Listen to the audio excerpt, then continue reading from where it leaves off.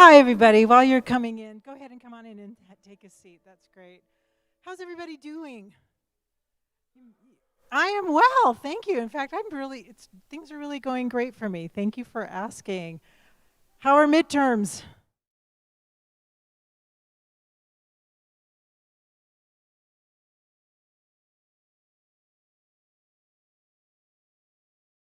Eight.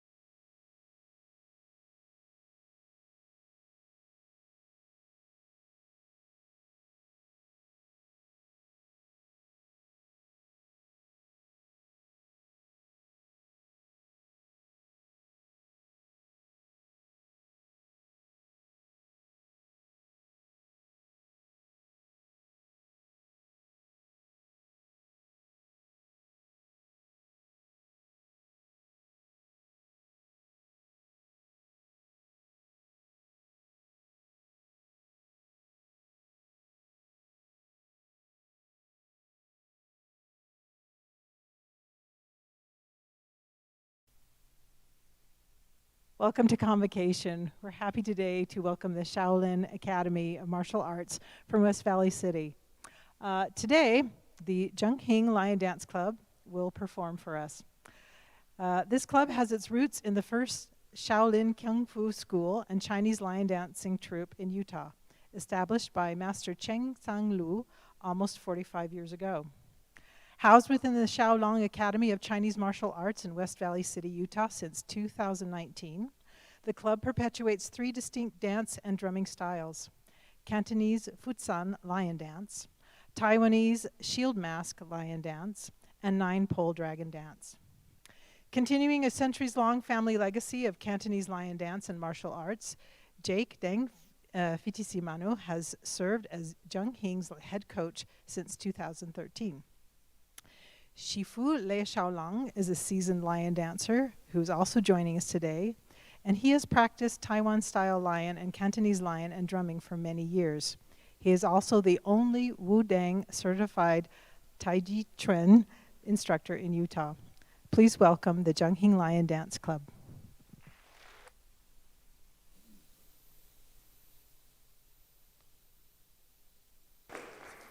Hi, everyone.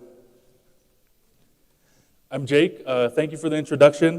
Definitely make us sound cooler than we really are. This is Master Le Shaolong. who'll be co-presenting with me, and we'll bring him back on stage a little later. His demonstration is definitely more dynamic and exciting than what I have to share with you. But because this is school and we have to get a little bit nerdy and empirical, we do have some PowerPoint slides to go through, and I'll be sharing some of the history and some of the reason why we do this interesting tradition that we do.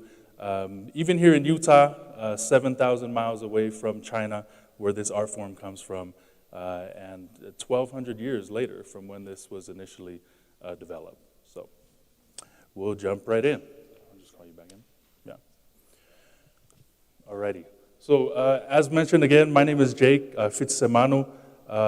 My last name is Samoan. My dad's from Samoa. That's the culture and language I was brought up in on his side. My mom is Chinese Korean from Hawaii, and so this really is a family art. As mentioned, we do have a large group, actually a school that Shifu here runs, but not everyone's able to make it here today, but I was able to drag along my daughters and to share a little bit of this tradition and custom with you, which essentially is a family custom that's been passed down for many, many generations. Before we begin, on behalf of all the members of the club who aren't here, we greet you, we acknowledge the indigenous stewards of this land here, the Utes, the Paiutes, the Shawnee, and all indigenous peoples who have been here as stewards of the land that we're standing on right now. Also want to make note and acknowledge the history of Chinese laborers and Chinese people in the state of Utah. Actually in the late 1860s, the early 1870s, there were Chinese folks, including here in Sanpete County, definitely in Carbon County next door, who came in conjunction with the railroads. And so building the Transcontinental Railroad and then working in mines, mineral mines, and all kinds of other labor sectors here in the state of Utah. And we're proud to represent their legacy and the contribution of Chinese Americans to this country, to this state, and even here in this county. So, again, we'll start off with the nerdy stuff. So if we look at the history of this, if you've ever been to a Chinese restaurant or if you've visited China or Asia, you may have seen these statues of these guardian lions. They're very common outside of public places, outside of public buildings and communal spaces, and really they are the epitome of guardianship, of loyalty, of defense and defending Chinese culture. That's really what the symbolism is. And the statues are cool themselves, cool enough that the Chinese ancestors developed this art form in imitation of real lions. And so if you look at the history of, or not the history, the flora and fauna of China, there hasn't really been a time where actual lions, the ones you see in the zoo, live within the borders of China. But as the Chinese Empire expanded and reached into contact with places like Persia, for example, and India, and those areas where there were lions, the tales of these stories and descriptions of these animals came back to China, came to the imperial court, and this dance initially comes from the Tang Dynasty, which was a period of really expansive expansion of Chinese contact. And so lions and stories of lions were coming back into China, and somewhere along the line, somebody put a costume to it, and somebody put music to it, and what we know today as Chinese lion dancing, although there are roots before the Tang Dynasty, definitely come together during this time period as two people in a costume acting like an animal. In the Qing Dynasty, which is a really long time period, is where we see the emergence of the specific style of lion dance that we do here. It's probably the most common or the most recognizable style of lion dance, although different regions of China, especially up north, they do have a Peking lion or a Beijing style lion, which is very different from this. In the introduction, it was mentioned that there's Taiwan style lion dancing and Fujian lion, where even the look of the costume is different. The music or the drumming rhythms are different, and they're all very distinct. And if you've been around it for a long time, just by looking at the performance or by listening to the drumming, you can actually tell the distinctions between the different styles of lion dance. The style that developed in southern China was really in association with martial arts schools. And that's the reason why even today, almost every Chinese Kung Fu school will have lion dancing, including the schools here, the ones up in Salt Lake. And it really is also a training tool for martial arts. And so it's cool, it's fun to watch. We'll do a little demo for you guys as well.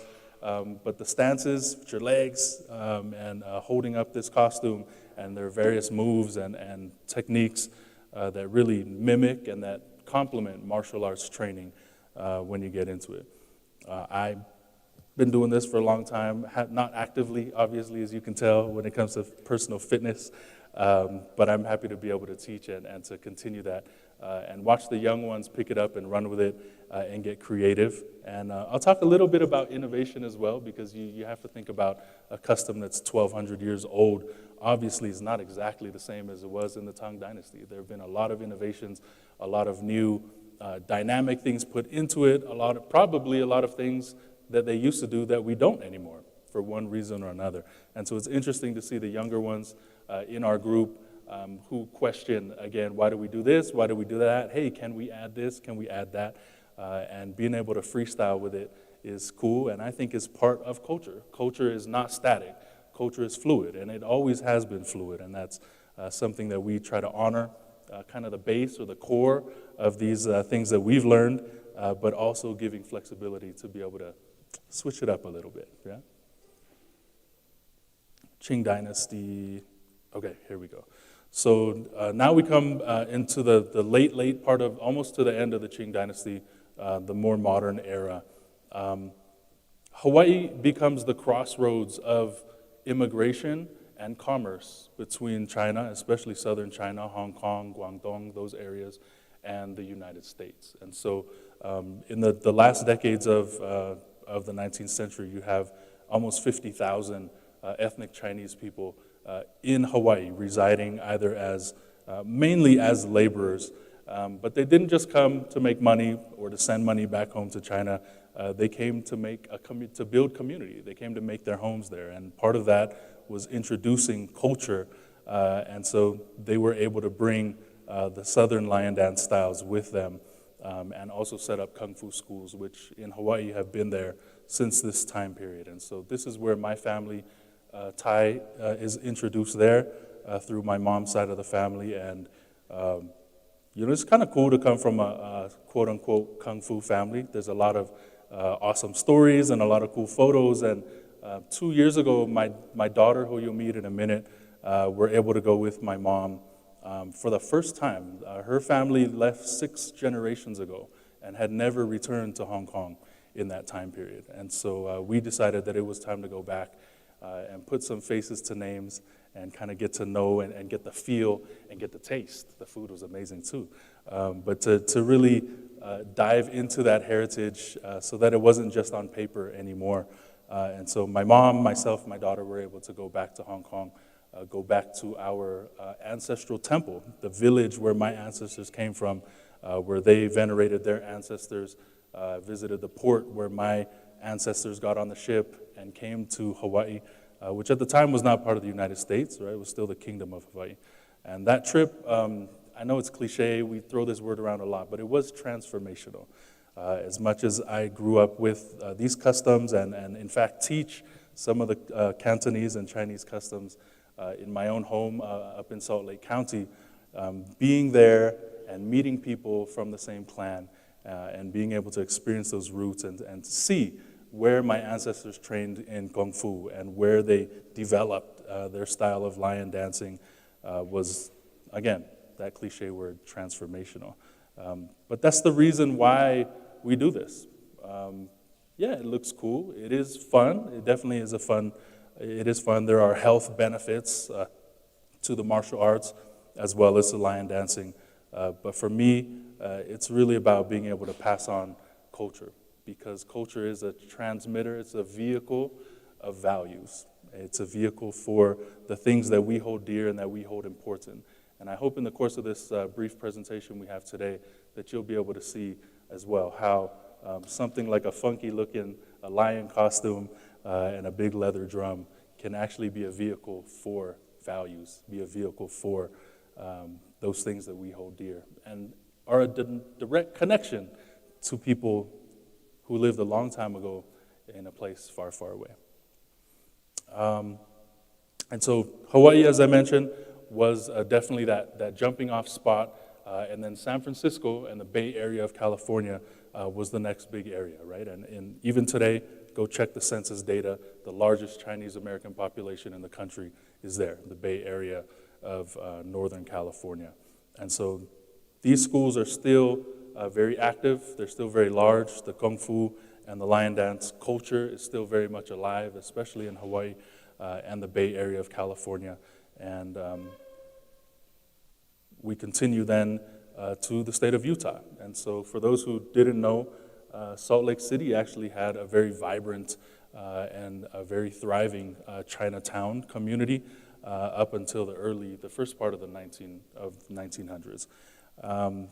Really, it was developed by those folks who initially came through for the purpose or involved with the gold rush, involved with building the railroad, which we know connected, right, up here in northern Utah, Promontory, the Transcontinental Railroad. And after that work was done, Chinese folks, being resourceful, made homes here and found jobs all over the state of Utah in all kinds of different sectors. But there were Chinese communities, not just in Salt Lake, but in Ogden, in Park City, even down in southern Utah in Silver Reef. There still remains of Chinatown that was there as well. As far as we know, the oral traditions tell us that lion dancing continued through from China to Hawaii to San Francisco through at least one group here in Utah. And so this is one that is an oral tradition. As much as we've searched, haven't found exact written, scholarly kind of documentation, but we trust old people in our community. And so when they say that there was lion dancing here in those days, we believe it. We can and we do definitely have documentation, though, of lion dancing here in conjunction with a group called the Bing Kong Tong, which is still active. It's the oldest Chinese American organization in the state of Utah, which has been actively incorporated and active since 1895, I believe. But there are old black and white photos of some of their activities that feature lion dancing, and we haven't been able to track down who those people were, or whether or not any of their descendants are still here. But lion dancing does have also an interesting and long history here in Utah. And so in 1976, as was mentioned in our introduction, a Shaolin Gongfu master and a Chinese medicine doctor came to Utah and established the first school. So this is a picture of him here, Master Lu, actually blessing or awakening one of the lions in our group. So we've only brought one with us today, but there are 9 of them that we have. Traditionally, each has a name. Some of these are new, and so will be at Chinese New Year coming up. We'll be blessing and awakening 4 new lions that are being added to the pack. But the others all have names. They all have been blessed and awakened through this ceremony called Hoi Guang. And that's what this photo is here. Until the lions awakened, it's just a costume. But once it is awakened and there's a blessing ceremony to it, it embodies life. There's vitality, there's spirit, and it becomes a vessel of transmitting culture. And so the Chongqing Shaolin Institute is still active in Salt Lake. My brother here, Shifu, and myself, we're studied there. I've been students since we were teenagers as well. And that's where the roots for the club come from. And so the characters here on our shirts are Jung Hing, which is just slightly different. It's a Cantonese pronunciation. Master Lu's from Taiwan. He speaks Mandarin, so they spell and pronounce things a little bit different. But our characters here are changed slightly to Jung, which is loyalty or being loyal, and Hing, which is to be active or to be awakened, to be together. And when you put those words together, what that means is to have loyalty lead you to action, pretty much. And that comes from a phrase from, any of you are nerds who love, and let's put that up front. Like, there's nothing wrong with being a nerd, right? Being a nerd is dope. I love being a nerd. If you read the Chinese classics, right, the Romance of the Three Kingdoms, it talks about those blood brothers, yeah, and we'll talk about them in a minute. But this Jung Hing has to do with that. It's a loyalty that moves you, that stirs you, that awakens you to action, to activism. And so, yeah, we're proud to continue that name in our own way.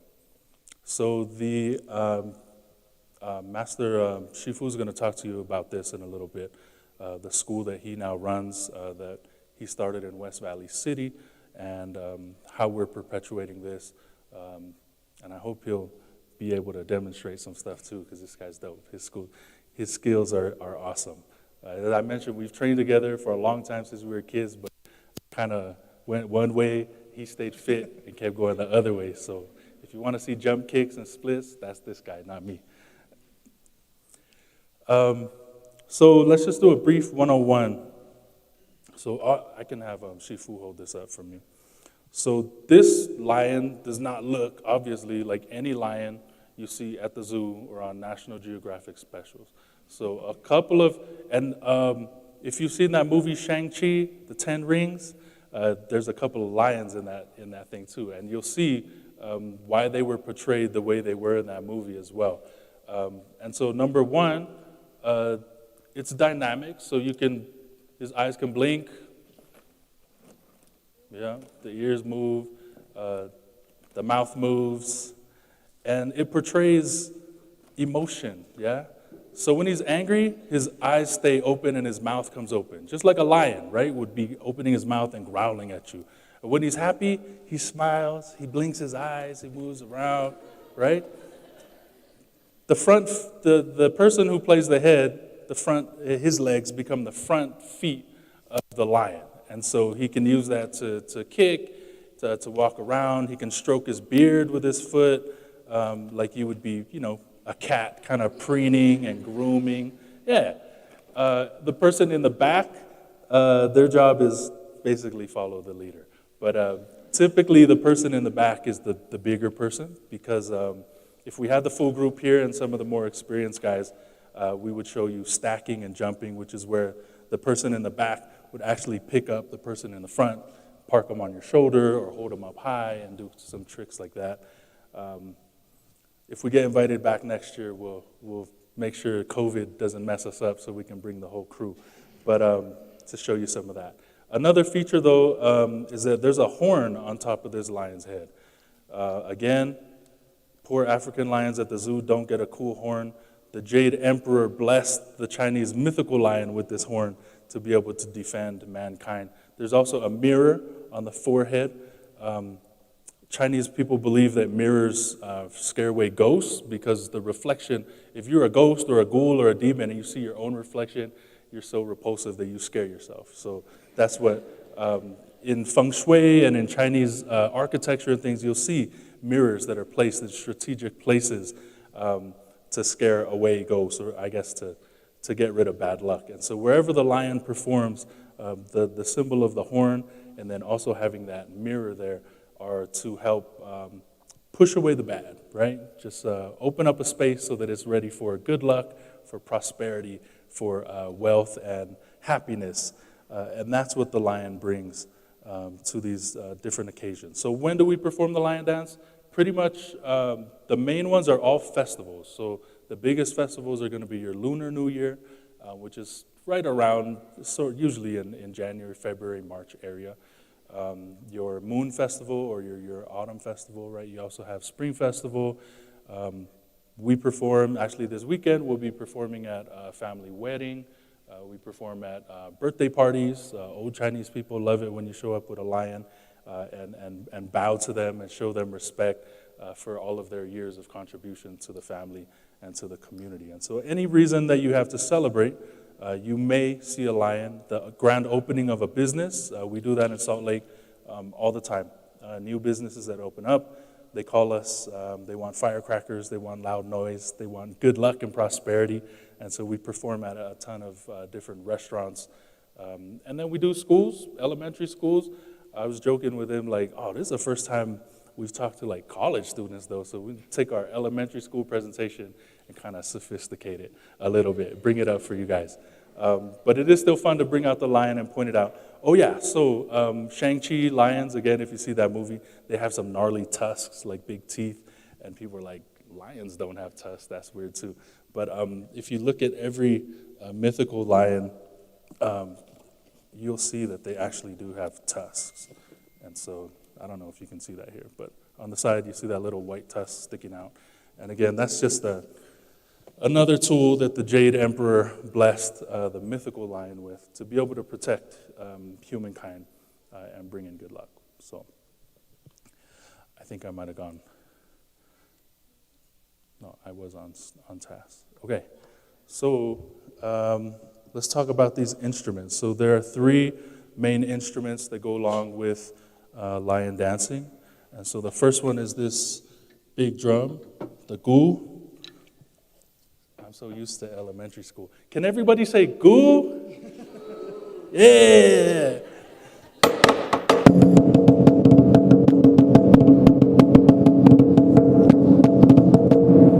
That's what the gu sounds like, yeah? So we'll get into some of that a little bit later. And if this wasn't elementary school, after we're done, we'll let you come and play with the drum too. But I don't know if that's allowed here. We'll keep it professional. The next one is the gong and the cymbals. And so the brass cymbals in Cantonese is pat. Go for it. Yeah, and then we pair that with the lo. Can everybody say lo? Which is this cool brass gong. And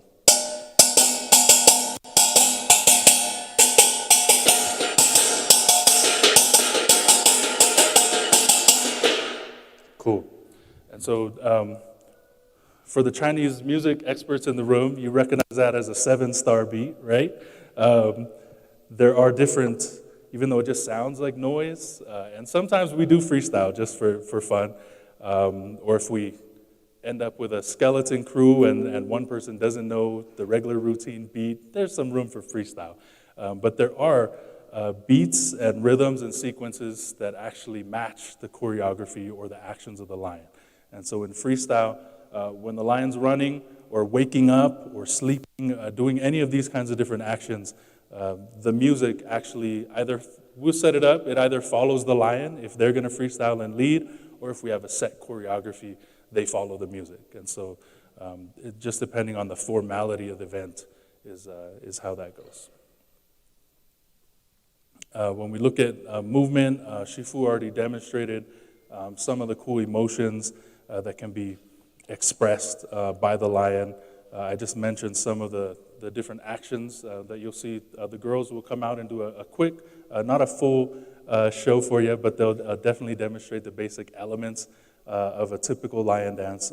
There are rituals involved as well, and so there are, let's put it this way, there are still some really ancient traditions that we have that venerate and honor old gods and spirits and ancestors. And so when we, for example, go in and bless a restaurant like Dim Sum House, which we do every year at Chinese New Year, the lion has to bow anytime it sees a statue of a Buddha or of an ancestor or a plaque that recognizes a Taoist figure or a Buddhist figure. Out of respect, the lion will always bow. And so that's one ritual that is still done. Another one is this lion is super weird, right? You've already determined that it's like no lion you've ever seen before, but it's actually vegetarian. And so it's as a Buddhist symbol, it doesn't kill and it doesn't eat meat. And so you may have seen, if you've ever seen a lion dance performance, typically there's a head of lettuce or cabbage that's involved. And, oh, thank you. And that's because in Cantonese, that word choi, even though it has 2 different characters, right? One means wealth and prosperity. And you hear that in the greeting, Gong Hei Fa Choi, at New Year time, you're wishing people wealth and prosperity. But it's also like the vegetable like bok choy, right? That word choy, it means like a green vegetable, basically a lettuce or a cabbage. And so the symbolism is that the lion eats this lettuce, and the individual who's under there is actually shredding up the lettuce and breaking it into little pieces as if the lion was chewing it and ingesting it. And again, it matches a certain beat with the instruments as well. And then you spit that stuff out and you throw it all into the audience and all over the restaurant or what have you. And again, it's a symbolism of throwing, of distributing and sharing wealth and prosperity, sharing that joy. But if you've never seen it before and you show up and you're like, dude, these people throwing lettuce around, this is weird, that's where it comes from. And we think it's cool, it is fun. Sometimes kids throw lettuce back, it gets weird, but. Okay, so with that, let me bring the girls out. These are my two daughters, Moana and Lanu. Say hi, girls. Come up here. Moana's middle name is Guailan, her Cantonese middle name, and Lanu's middle name is Wing Chun. If there are any Kung Fu nerds who are in the room, these are derived from female Kung Fu masters, very famous. Mok Guailan lived in the late 1800s. Her husband, Wang Fei Hong, was one of the most famous Southern Kung Fu style masters in that tradition. And Mok Guailan actually started the first female only, the first women's only lion dance crew. Before, women weren't allowed to touch the drum, and you would almost never see a woman touch the lion. Don't ask me why. That was back in the days before I would have been making those decisions. But in that vein, since then, we have some really cool stories in my family of women who have continued that Kung Fu tradition and lion dance, and I'm super proud of these two. And her name, Wing Chun, comes from Yim Wing Chun, who's another Kung Fu hero, another female Kung Fu hero who actually invented the style of Kung Fu that's still known today as Wing Chun, which is the style of Ip Man, if you know those movies, and the style of Bruce Lee, who started off with Wing Chun as his foundation before he went into Jeet Kune Do and a lot of other cool stuff. So they have big names to live up to. I was also given a Chinese name to live up to, and so I'm just continuing that tradition, keeping the standards high. But we're gonna, as I said, this isn't the full presentation. The stage is really huge, but we're just gonna, girls, just stick up here for your freestyle, okay? And so we'll show some of the things. First, there's a salute, always to show respect to the people that we're performing for. And then there's a moment of transition where two human girls become a mythical lion. And that lion will wake up, he'll bow 3 times, do a little walk around the stage, and then bow 3 times at the end. So we always bow to the left to honor the ancestors who came before. We always bow to the right to honor those who are here in the present, and then we bow down the middle to honor those who are yet to come in our genealogies. And so we bow before and the end of every performance. And again, just a little quick demo for you guys, folks here before we turn it over to Shifu Lei Xiaolong. And we'll go ahead and get started.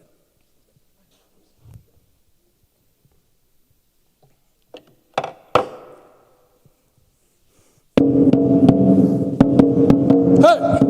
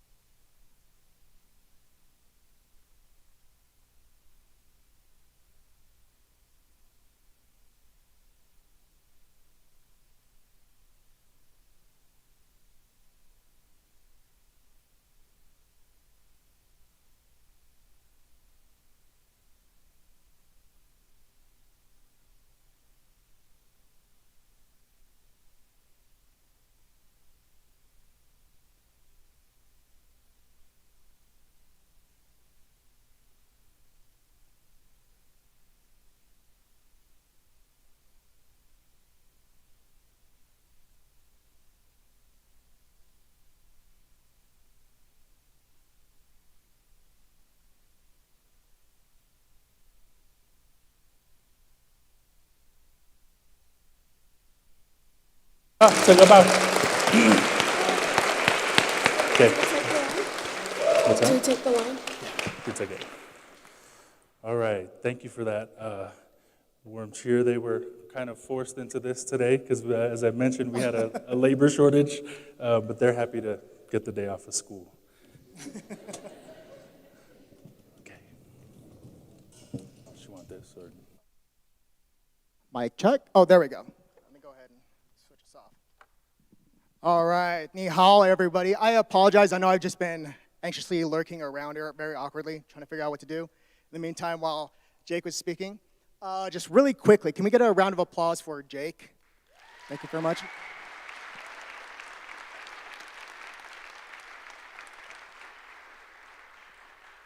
Thank you. I've known Jake for about 23 years, and his knowledge in Chinese history and tradition is second to none. Just very briefly about myself, I don't want to make this program too much about me, but pretty much just identify some terms, go over any other questions, my school, where we come from. So my name is Shifu Lei Shaolong. I got that name from China when I trained at the Wudang Academy about 6 years ago. So brief history, I started martial arts when I was 8 years old. Kind of like everyone else in Utah, you start off in karate, taekwondo, very prevalent in Utah. Eventually started learning martial arts, Chinese martial arts, at the age of 14, mostly due to taking care of myself, self-defense, dealing with bullying at school, kind of just where my journey began. Eventually joined the military, joined the Marine Corps, was there for about 8 years. I was a martial art instructor for the Marine Corps. Came back, trained a bit longer, became a master under my Shifu, Cheng Tsang Lu. Went to live in China very briefly, graduated from the academy. And about 5-6 years ago, came back from China, opened up our Tai Chi community, built a following of about 1,500 registered students. And about 2 years ago, we started with our school. We now have a home for lion dance crew and for martial arts. So just very briefly, and I like to bring that question often with kids because they always like to yell at me. When I ever identify the lion, I ask them, does this look like a lion? And they all just yell at me, no! And very, very often, even to this day, with a lot of our clients, they still ask us, can you guys do that dragon dance for us? And I have to be like, it's not a dragon. So now you know, as far as for your education of the difference between the lion, where you have 2 dancers, and a dragon, where you can have 7 to 9 dancers. And I know we're throwing a lot of terms out there as far as, Gongfu, Tai Chi, and Wing Chun and whatnot. Do I actually have any students who study martial arts? Awesome, what do you study?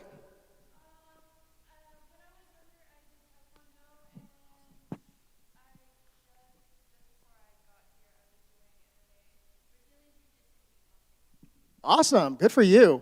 Anyone else? No? Oh, in the back, what's up? Oh, perfect. Cool. Well, no, good to know. Did anyone see the Shang-Chi movie? It was pretty badass. Who saw it? It was amazing, right? I know, I've seen it like twice. Anyways, we wonder, what are all those cool martial arts? What do I call it, whatnot? Let's start off first. When I say the term Gongfu, I'm speaking very generic, Chinese martial arts, because that's a whole family of martial arts. You hear Shaolin, Northern Shaolin, Southern Shaolin, and whatnot.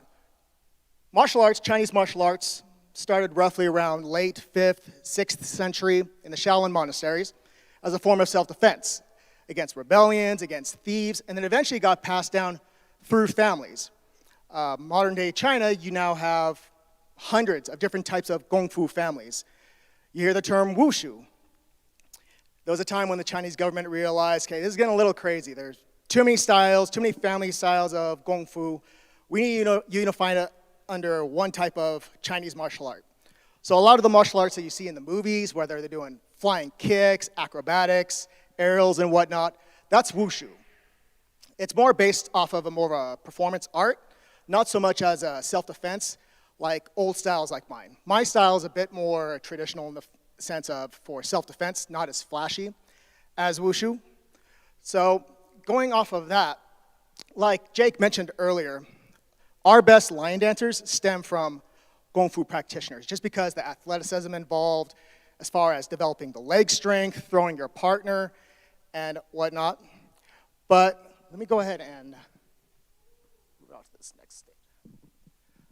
Like I mentioned, we opened about 2 years ago at the Academy, and we've been pretty busy ever since with our lion dances. We get summoned all over the valley. A lot of times, can you please bring your dragon dance to go ahead and celebrate, whether it's a wedding, a dragon festival, surprisingly, and just New Year's, Spring Festival, the Mooncake Festival, and whatnot. But other than that, is there anything else you would like to add, Jake? Cool, we can just turn it over to a brief Q&A session if anyone has any questions. Anybody?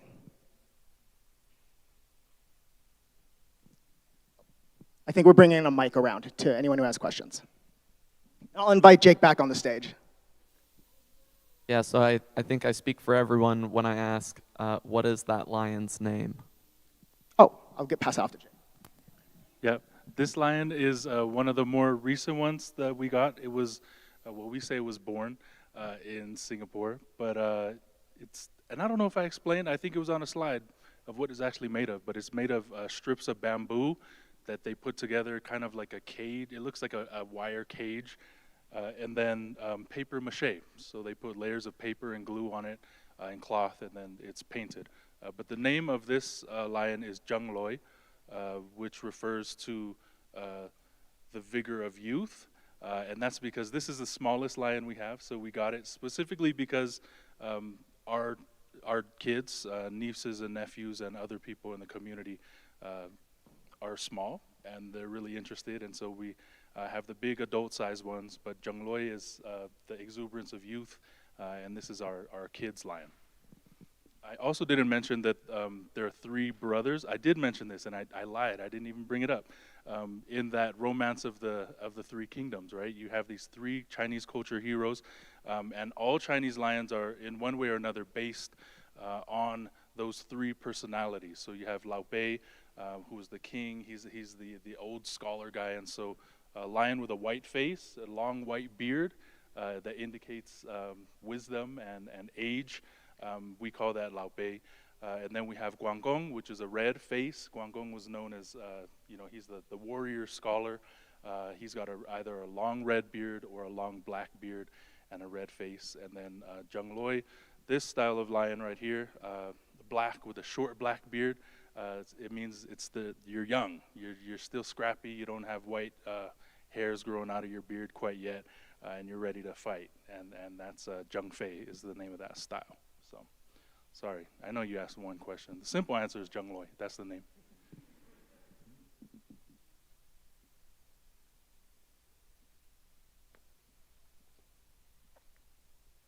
Sorry, so you kind of already answered, but I was wondering like how you make these lions and what inspires you to make them different from one another. That's a good question. There are lion dance. There's not a ton out there, but there are lion dance, lion head craftsmen, I guess you could call them, artisans, yeah? Mostly in Southeastern Asia, Malaysia, Hong Kong, Macau. And so they have some that are ready-made that you can go and pick out and just buy, right? We wait a few weeks, they'll ship it to you here from Singapore. Before Zheng Loi, we have another lion that we had commissioned from a specific maker in Singapore who I actually met when I was in Singapore on some travels and just loved their style of work. Some of these, this is more of a newer style with kind of the sheep's fur, lining, and they look really clean and neat. Some of the older style, are more bristly and look a little rougher. But we kind of wanted that style, and this one particular maker in Singapore was still making that style. And so we got to choose to commemorate the opening of the new school 2 years ago. It's a beautiful gold silk lion. We got to choose the fabric. We got to choose the Chinese characters that are printed on the head and on the costume. And so, to your question, you can pick some out online right now that are ready-made and just find one that you like. But you can also customize and find makers who will build to your specifications, to your size, etc. And so that's kind of the process that we went through with that custom lion. Yeah.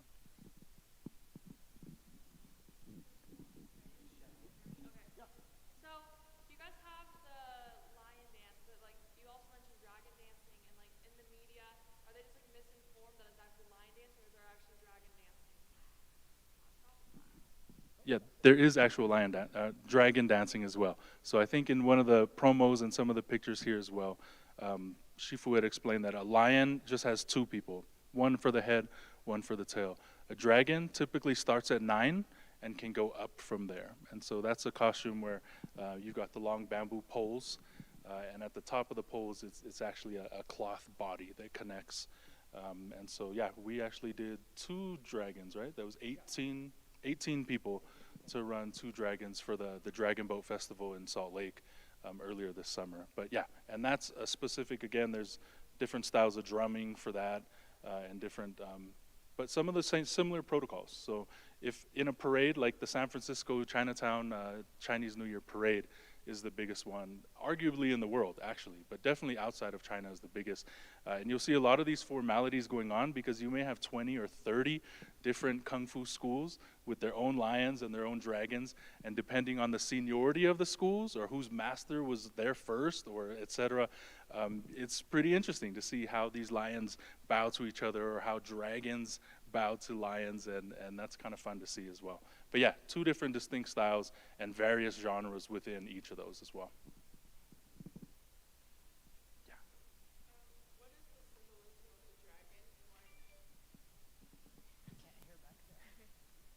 dragon? So what is the symbolism of the dragon, and like why is it so predominant in Chinese culture? Yeah, one theory, I guess one that there's actually a lot, and but one theory is that in the early dynastic period, or the establishment of the empire, the first emperor, essentially, that it was a symbol of unity or domination, I guess at that point, but it's still a symbol of unity. And if you read up on what the Chinese dragon, that very stereotypical looking dragon is, it's a conglomeration of like 12 different animals. It has the head of a camel, it has the antlers of a stag, it has the beard, you know, and the scales of a fish. It's made up of all these animals. And so one of the leading theories from Chinese history is that different clans or different tribes had different totems or different animals. You had one who venerated the tortoise, and you had others that it was the carp, and so as these tribes or clans, according to this one theory, began merging together because of the imperial conquest, that these symbols and these animal totems were brought together one by one to create this thing that now has a snake body with fish scales and a deer's antlers and that kind of thing. So that's one thing, the kind of a historical theory about the symbolism behind that or the origin of that. But I think in terms of the dragon as a living, breathing symbol, and as you said, it's ubiquitous, it's everywhere, and it really is the symbol for China or Chinese culture and Chinese history. And I think that may have to do with it, the fact that it kind of incorporates the wide breadth of China and all of its cultural diversity and all of its nuances. But just my take on it. Do you have a?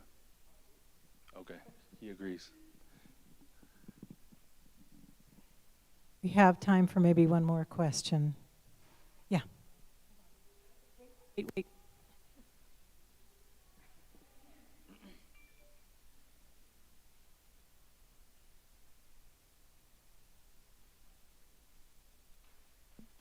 So what kind of styles do you teach, and then like what are your rates for teaching? Shameless plug.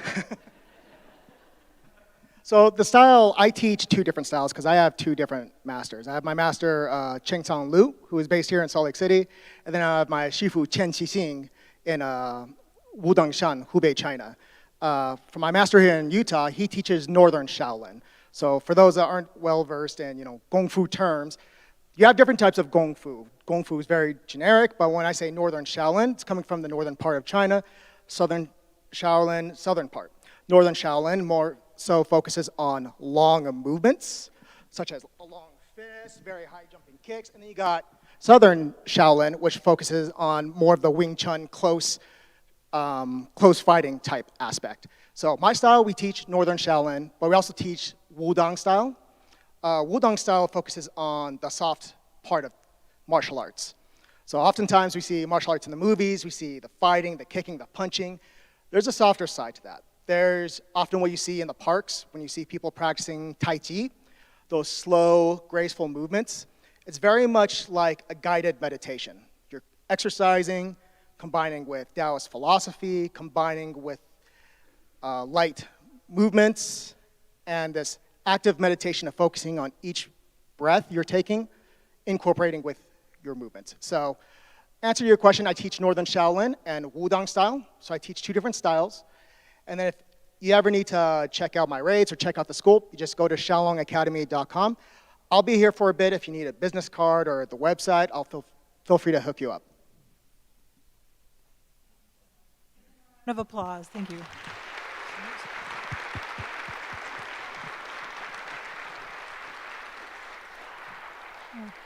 You're now excused if any of you would like to come up, however, and ask questions, and please feel free to do so. Thank you. See you next week.